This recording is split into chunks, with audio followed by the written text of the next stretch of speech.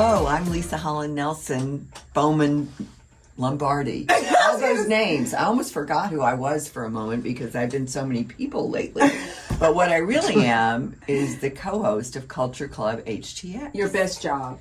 My best job. Mm-hmm. And here I am with Cinco. Bay Cinco or Cinco Bay Cinco. My beautiful, bestie, blessed, brilliant, and beloved. We can't remember. Beloved. Oh, we got all five. Yeah. But, so I don't have to Bay Cinco anymore. You can Bay Cinco because you're going to forget. Oh, I'm not going to forget. And Bay Cinco's, that's what I forget. Okay. It sounds pretty stupid. Well, Shavonnah Robert Schreiber, the other half of Culture Club HTX, so we could just say that too. But no, if you remember the five, let's you get five. all upset when I don't use everything. I know. So we'll just remember the five. And especially if I leave out the bestie one. That's the one that really upsets you. Henry, are you listening? Yes. Yeah. Oh, I have to tell you a story. We'll talk about it in business. Okay. At our new yoga place. Yes. Turns out one of the best teachers used to go to Define. And so we literally had this whole conversation about how wonderful Henry is and how he took her to the emergency room after she cut her finger in class. Wow. I was like, there is no one like him. We're talking about Henry crazy. Richardson. Do you know Henry? Oh my God, he's great. He started Divine. So we have a Divine guest here. We do. And this is the business segment in case you don't know, because hey, we haven't announced it. We're just chatting away. Just blowing and going. But today we have Maria Moncada Alaoui with us, a trailblazer in the automotive industry, rising from an entry-level role to become Porsche brand vice president at Sonic Automotive. That's awesome. And a co-founder of Empower with an M, which is the women's leadership group, correct? Mm-hmm. Within the Sonic group, or just Porsche, or all of Sonic? Sonic. It's part of Women in Leadership. Okay. I'm so excited. Anyway, I have to just say I adore this woman, so I'm just so glad she's here. We are both adoring her. And we're adoring her mom, so send us to your mother. She seems pretty awesome. We should meet her. Anyway. Absolutely. But Maria has had this extraordinary career, and for me, I've known you for several years, but I feel like you've just burst on the scene since you came to town. You were out west at running BMWs, and now you've moved up to Porsche, which I think is up. And tell us how you feel, Leisa. Well, I love Beamers are okay, but come on, a Porsche is the ultimate car to me. So and to anyone. One small interlude. So before I knew anything about how much things cost, I was probably in the 6th grade, and I told my parents that the car I wanted for my high school graduation was a Porsche 911. And because they thought I would forget, but you know how to get memory, they're like, okay, cool. And so then as graduation starts to get closer, I'm like, yeah, so I have this Corsica now, but what? And they're like, yeah, no. Like, yeah. So I agree with you, Leisa, on Porsche being the ultimate aspirational car. I do need to get it. I need to get it. You know someone, you might get one. I'll wait to get it so I can buy it from you. So so welcome. Thank you, ladies. I am super excited to be here. Leisa, I've known you for so many years, and I feel like we always discover something about each other. Always. And something that connects us. And you're so involved in the community, do so many great things. Thank you. I look up to you, so it's an honor to be here in Shavonnah. As soon as I met you, I knew you were a powerhouse, and it was so great to get invited and be a part of this. And a matcha latte lover. And I would tell you got me addicted to matcha lattes. I am hooked. If somebody hasn't tried it, go out and try it. It'll change your life. They're so good. Okay, so Leisa already mentioned this. You grew up in the car business, right? You started your career right out of college. So talk to us a little bit about how you got started. I actually started fresh out of high school. Oh, okay. Wow. I'll tell you, I think growing up, I always wanted to be an astronaut. And obviously that didn't work out. But too bad for them. When I graduated high school, I'm one of 7 kids. I had to pay my way through college. And I found a job in the car business, one that paid really well for an inexperienced college student. So as soon as I joined, I realized I want to add as much value as possible. This is a great paying job. It needs to pay for my college. Yes. And so I started learning a lot about the business. And one of the benefits I had is I grew up with computers. Computers were just being introduced to the car business. So I was able to help out and learn as much as I could. And, make it a win-win with a team of managers where I could help them fulfill maybe more efficient process, certain gaps that they might have had. And then at the same time, I was learning the business. And then, on the weekends I would come in and sell cars. They would give me extra money, which helped during those college days. What a great job. And in doing so, I fell in love with the car business. And I didn't just fall in love with it. It became my passion. What about it? So yeah, same, like, so obviously you needed to be paid, you were being paid well, but what was it, or when was that moment where you're like, okay, I love this? So one of the things I love about the car business is that everything is different every day. It's not monotonous. Every day is different. It's constantly evolving. It's constantly challenging you to be better, to get better, and to look at things in a different light. I love working with people, not just consumers, which, I obviously love meeting people, and I've met some incredible customers that have become dear friends. To this day, one of my closest friends is an NBA player named Robert Horry. He's won 7 championship rings, and the oddest friendship. But the car business introduces me to these amazing people, but also the team I get to work with, all the different people that I get to help nurture their passion or help guide them. That's one of the things I love the most, and leading with intent to help, to add value, and to help others reach their full potential. I think that there's something obviously very special about you. Not everyone thinks the way you think, thinks about adding value, has the ambition, and the verve for it, and especially high school and college. But even beyond that, a woman. Okay, you're a woman in the car business, the automotive industry, which we all know has sort of a macho tag to it. And even earlier we were sitting talking about young women entering the car business and running into obstacles with other women, not just men being toxic, but women. So how have you done this? How have you navigated it? What was your secret to not letting something, whether it was a toxic situation with either sex, what didn't stop you? Why didn't you stop? I would tell you, I think it hasn't always been easy. There's been times where you lack a little bit of confidence. But what I knew is that I loved the business and I wanted to excel at it. So I knew that I had to show up as my best self every day and give the best of myself. So if I was going to work in the industry, I had to make it work. And I had to bring not just show up, but I had to speak up, be assertive, and really know the business and be the best at it. Men love a worthy opponent, and I love it when they consider me a worthy opponent, because then I know I'm doing things right. And then you beat them, and it's even better. Right, and they love it. They love it. They want to compete with top performers, and A players do too. And so part of why I think I fit in, I found great men that were cheering me on, that mentored me. Some of my greatest mentors are men. Same for me. And then I also found some that were skeptical, that I made them uncomfortable. They wanted to push me out. So I had to be extra assertive, show them that I could do the job. And then as far as women, I see women that have exceptional talent and they sometimes hold back or they give up too soon. And so if you ask me how did I get to where I am, I would say I just don't give up. When a lot of people give up too soon, and if they had just stuck with it, they would have found success around the corner. Right. And I think that's where, why I am You're talking where I to am. Never Give Up Nelson over there. So I know. You're right in the right place. Well, my nickname is the Nexter. Okay, next. I mean, push me over, I'm getting up, and okay. Yeah, you'll come back, fighting even harder. I've reinvented myself. I don't even know how many times now. I know there have been at least 5, but there are probably way more than that. But giving up is not something I even understand. Yeah, you don't even consider it. I don't understand being stopped. I don't understand it. I try to be kind to others who are, because or empathetic. I am. I'm very empathetic, but I can't say I actually understand. I'm sorry that you're stopped. I'm sorry for you. I often say, I don't say poor me, I say dare me. Yeah. Well, I like that too. I like that. I don't know if I say dare me, but I definitely don't say poor me. I mean, it's never even occurred to me. Somebody asked me about it recently, and I thought, why would I say that? Right. I mean, why? You have to give the best of yourself every day, and I think, each one of us has a certain amount of unique gifts. We have to share them with the world. And part of it is our tenacity, just not giving up.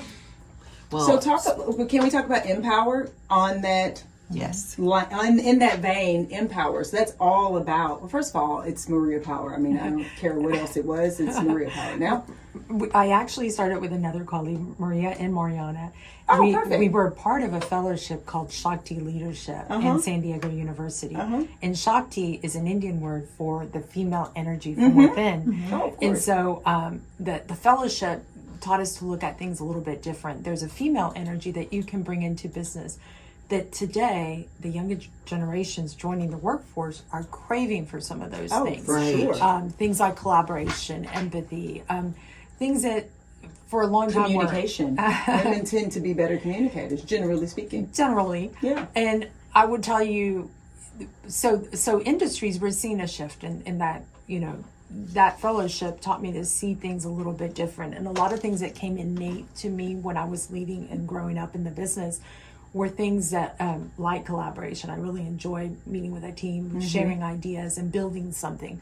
And so it was almost like they told us it's okay to do that and you've been doing it okay, right? And we felt like a lot of times what happens with women in our own industry, the reason they don't rise is because they get in a comfortable space. They know they're really good at what they're doing, and they lack that confidence to step up, to show up, to speak up. And so Empower was designed to give women in the automotive industry a career path and empower them with tools so they can keep moving up. And then sharing those unique gifts and talents that may be more innate in women. We need those masculine qualities that you course, you find need in both. business. Well, we need we the do strategy, have the them. competitiveness. Yeah, you need both. We Yeah. need those, Yes. and I've always embraced those. But we also, with folks wanting more, they want to find a place where they can feel a sense of purpose beyond the bottom line. I call it the triple P: people, purpose, profits. They're essential in business to be successful and long term. And so that's So that's the what intent with Empower- Empower is bringing women within the industry, empowering them with the tools to help them rise and move up. And so, I work for an incredible company, Sonic Automotive, who is supporting the Women in Leadership program. And so we have coaches at different levels to help empower women and help them make this the career that I know they'll love, because they're already really good at whatever position they're doing. We just have to help them rise to the next level. I just think it's extraordinary because it was not around. I mean, women, when I started working, which wasn't as old as I am, I didn't work for a long time, but when I started, it really wasn't an option. Women weren't selling cars, walking into agencies and thinking that they could. But I have one big question. I think this is kind of a big question. As Porsche's general manager, vice president, excuse me. Somebody else wrote this question and I'm reading it, which I should not It's do. okay. I was the general manager of BMW. So. That's okay. How do you ensure the brand maintains its legacy while also innovating for the future? Are you involved in Next with Porsche? So I would tell you, when I joined, when I was asked to join the Porsche brand after being with BMW for so many years, Which was also Sonic, right? right? Okay. So the Porsche brand to me has been one of those aspirational brands that you just know what they stand for. It's a brand you respect and admire. Like me in middle school. Yeah, it's one that we aspired to someday own. And you knew that when you got it, you had achieved a certain level of success. It's almost like, this is my trophy for what I worked so hard for. So I was committed to not just preserving the brand. I was really excited to join the brand and learn about its heritage.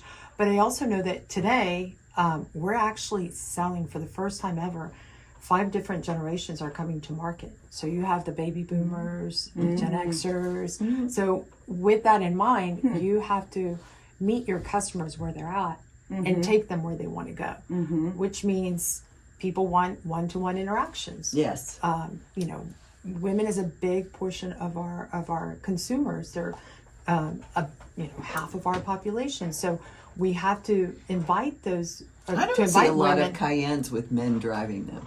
You'd be amazed. A lot of because Porsches are both. I know. I mean, there's beefy, so many masculine, women. My friends all I mean, And so we many want more women too. Yeah, I mean, they have Cayenne. You know, like that's the car they're driving. Not me. I'd have a 911. Yeah, I was going to say, come on. You know, what else would one you of drive? the things I notice about women in Houston specifically is that they're really involved in the community, and they really care about elevating the community and supporting great organizations. So as you see, we're really involved with a lot of those great organizations. The one in particular that we're most involved with is Houston Children's Charity. Hi, And Laura. so, hi, Laura Ward. And so that's one of the things that we commit to, finding where our clients are, doing something that makes a meaningful difference, and taking the customer where they want to go. So the younger generation might want to do everything digitally. So being on social media channels, all that stuff. making sure our websites look good, go in there and customize your car option by option. Or if they want to come into the dealership, meet with a Porsche Pro or ambassador that can show them everything there is about the car. And again, every different segment wants to interact with the car differently. And even here you have a special place to have events, the podium, which is busy every night, I think.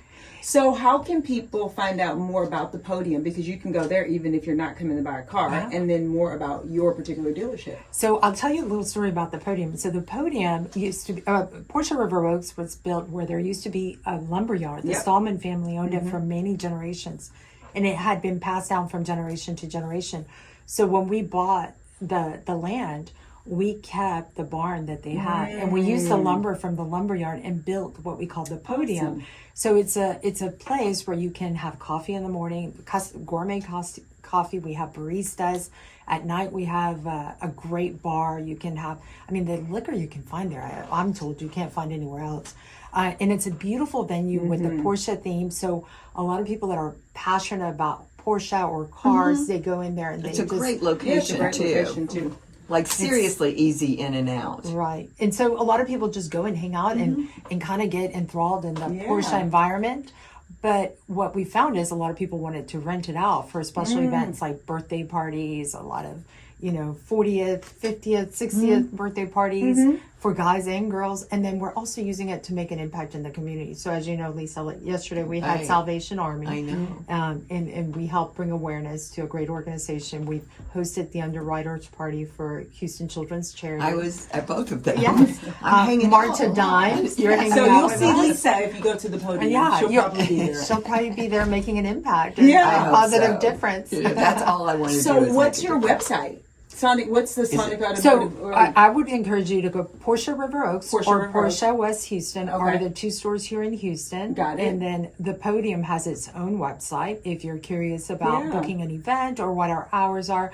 But you can just go in and have your matcha latte. They make it You have a really well, matcha too. latte? Yeah. Okay, we're going to have Did you matcha. have one Yes. before, or did you just put it in there? No, yesterday I happened to ask him, I go, do you have a matcha latte? He's like, with almond milk? I said, yes. Oh And my so- God! Okay, so we're going there for matcha So latte. I was like, we'll be awesome. So, final thoughts on what's next for you, because I know this isn't it. So you've been in this industry for a long time, but you're young and spry. And what's your aspirational? You're going to be Porsche CEO. What are you gonna do? Oh, I would love to Yeah. be the president or CEO. I'm always looking That's for right. that next step. But what I want to do now is really lead with intention to excel at what I'm doing, continue getting involved with the community, continue bringing awareness to the Porsche stores that I represent, helping the teams out and helping them reach their full potential and help women within the industry. Leisa, you said something that stayed with me. When I started in the industry, there weren't very many women, and that was back in the 90s. And the numbers haven't really changed that much this many years later. So right now, there's less than 21% women in the automotive industry. Wow. And it is such an amazing industry. It's such a fun industry that we obviously want to inspire more women to join it. And so that's one of the You're really goals. the only one I know.